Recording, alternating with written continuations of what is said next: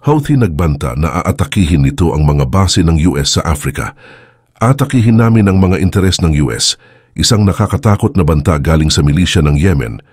Ang mga rebeldeng suportado ng Iran ay nangahas sa US matapos nitong sirain ang mga drone na MQ-9.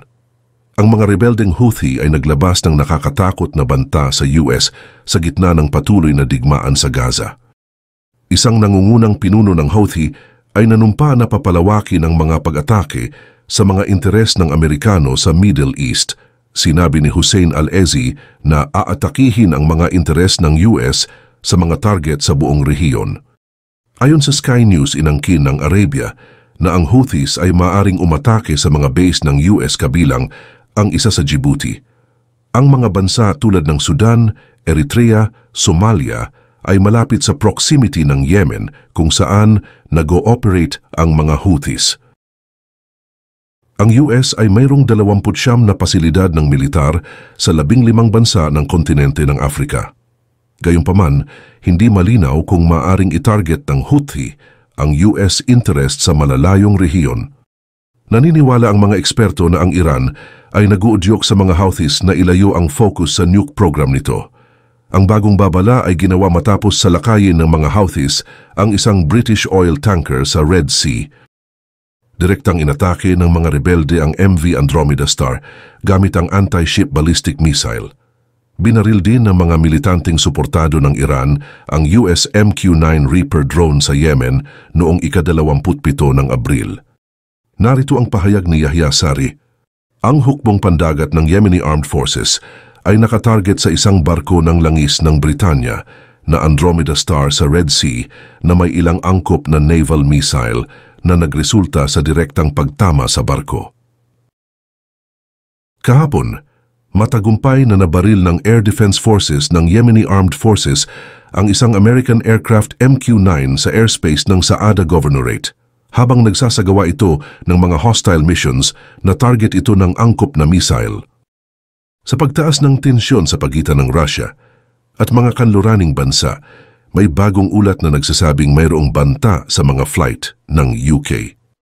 Ayon sa ulat ng UK outlet na The Sun, noong ika-21 ng Abril, kinakaharap ng mga flight ng UK ang mga atake sa pamamagitan ng jamming.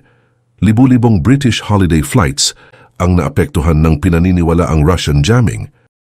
Tinawag ng mga eksperto sa aviation ang hakbang na ito na labis na mapanganib at ito raw ay banta sa kaligtasan sa himpapawid. Ginawang walang saysay ng mga electronic attacks ang mga satnavs, kaya hindi tiyak ang mga ruta ng aircraft. Nahihirapan ang mga crew ng aircraft na sabihin sa iba kung nasaan sila. Ang mga peking datos na ipinadala sa mga eroplano ay pilit na nagpapalabas ng mga bagay na hindi naman talaga naroroon. Sa katunayan, libu-libong ganitong kaso ang naitala sa loob ng 8 buwan hanggang sa katapusan ng Marso ng 2024. Batay sa ulat ng The Sun, nitong ika-21 ng Abril, nakaranas ang 2,309 Ryanair at 1,368 Wizz Air airplanes ng mga problemang may kinalaman sa satnav sa Baltic region. Naranasan din ito ng 82 British Airways flights, 7 mula sa Jet2, 4 na EasyJet flights at 7 na pinamahalaan ng TUI. Noong Marso ng 2024, nag-jam daw ang satellite signal ng eroplano ng UK Defense Secretary. Nangyari ang insidente habang bumabalik si Grant Shapps mula sa Poland ayon sa mga ulat. Ayon sa The Guardian, ang GPS signal ng Royal Air Force plane ay na-interfere sa loob ng 30 minuto. Nangyari ang signal jamming habang ang eroplano ay lumilipad malapit sa Russian exclave ng Kaliningrad. Sinabi naman ng mga opisyal ng UK na hindi naman daw nabahala si Shapps, ngunit ang insidente ay labis na napaka-irresponsable. Sa kabilang banda, ang tensyon ay tumataas sa pagitan ng Russia at kanluraning bansa, lalo na ang US dahil sa bagong hakbang na tulong sa Ukraine. Noong ika-20 ng Abril, inaprubahan ng US House of Representatives ang $61 billion na tulong para sa Ukraine. Ang tulong na ito ay tutungo sa US Senate, kung saan inaasahan na mabilis itong maaprubahan. Hindi naman nagpatinag ang Russia at inakusahan ng Estados Unidos na pinupunduhan nito ang mga teroristang gawain ng bansang Ukraine. Sinabi rin ng Moscow na ang pakikialam ng US sa Ukraine ay magiging katulad ng nangyari sa Vietnam at Afghanistan. May ilang opisyal mula sa Ukraine ang iniulat na hindi kontento sa paparating na $61 billion na tulong mula sa US. Inaprubahan na din kasi ng US House of Representatives ang isang $61 billion security package para sa Kyiv noong ika-20 ng Abril. Ang tulong ay inaprubahan matapos ang mga buwan ng negosasyon sa pagitan ng mga Democrats at Republicans. Ang aid bill sa ngayon ay dapat na aprubahan ng US Senate na kontrolado ng partido ni Biden. Sinabi ni Ukrainian President Volodymyr Zelensky na ang tulong mula sa US ay magpapalakas ng puwersang militar ng kaniyang bansa. Ngunit maraming opisyal sa Kyiv ang hindi gaanong masigla tulad ni Zelensky, ayon sa ulat ng Financial Times. Sinabi ng isang opisyal mula sa Ukraine sa FT na ang tulong mula sa US ay hindi sapat upang pigilan ang pag-usbong at pag-usad ng Russia. Sinabi naman ng senior Ukrainian official sa FT na ang tulong ay magiging mahalaga upang mabagalan ang pag-usbong ng Russia, ngunit hindi ito magiging sapat upang mapigilan ito.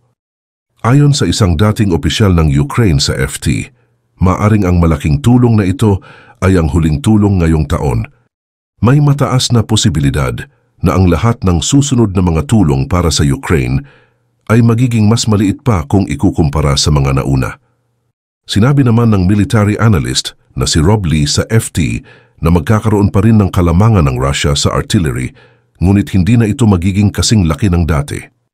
Ang tulong mula sa US ay malamang maging pampalakas pa rin sa mga nahihirapang hukbo ng Ukraine.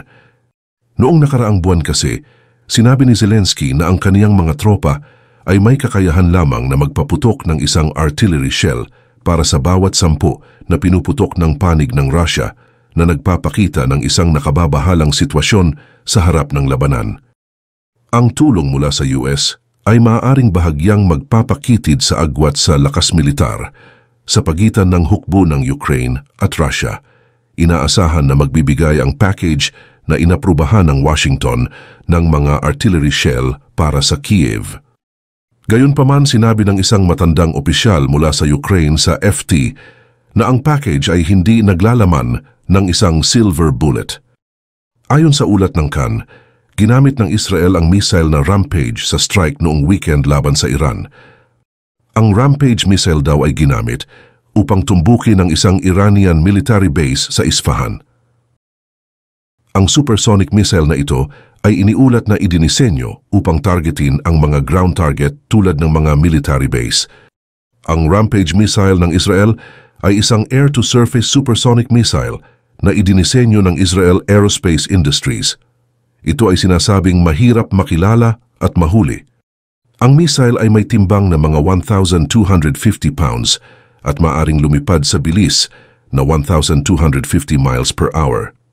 Mayroon itong range na aabot ng hanggang 190 miles at maaring ilunsad mula sa eroplano o bilang isang standalone system. Gumagamit ito ng GPS at INS na guidance navigation at anti-jamming capabilities. Ayon sa ulat ng Khan, ang missile na Rampage ay natukoy mula sa mga larawan. Ang pinsala na dulot ng atake ay tugma rin sa isang Rampage strike. Ang Rampage missile ay idinisenyo upang tumbukin ang mga ground tulad ng mga military bases. Ang ulat ng Khan ay dumating ilang oras matapos sabihin ng New York Times na gumamit ang Israel ng isang high-tech missile. Noong ika-12 ng Abril, iniulat na ginamit ng Israel ang isang radar-evading missile upang tamaan ang mga sentro ng S-300 sa Iran. Ang mga ulat ay nagpapahiwatig na ang UK Royal Air Force ay nag-aalala rin sa pagbili ng Israeli missile. Gusto ng United Kingdom na mapunan ang kanilang mga stock matapos mag-donate ng marami sa kanilang Storm Shadow missiles sa Kyiv. Ang Rampage ay itinuturing na isang ekonomikal na alternatibo sa $3 million Storm Shadow.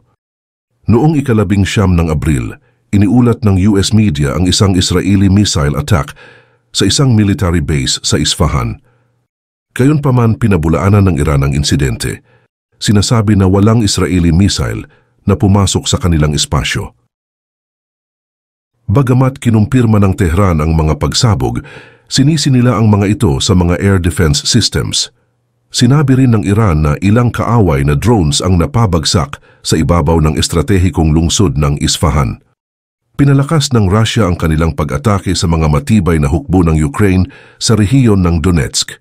Ayon sa Russia-appointed Donetsk chief, sinusubukan ng mga tropang Ukrainian na tumakas mula sa nayon ng Ocheretine sa maliit na mga grupo habang bumabagsak ang mga bomba ng puwersa ng Moscow. Sa ulat ni Igor Kimakovsky, ang Russian-appointed head ng Donetsk sa TASS, sinabi niya na isa sa pinakamaraming brigade ng Ukrainian Armed Formations ay tumahak ng rutang pangkomunidad ng Ocheretine. Sinusubukan ng natitirang puwersa na umalis sa nayon at mayroon ding ilang ruta na iniwan para sa kanila. Mayroon din isang kalsada na pwede nilang madaanan, ngunit ito rin ay binubomba.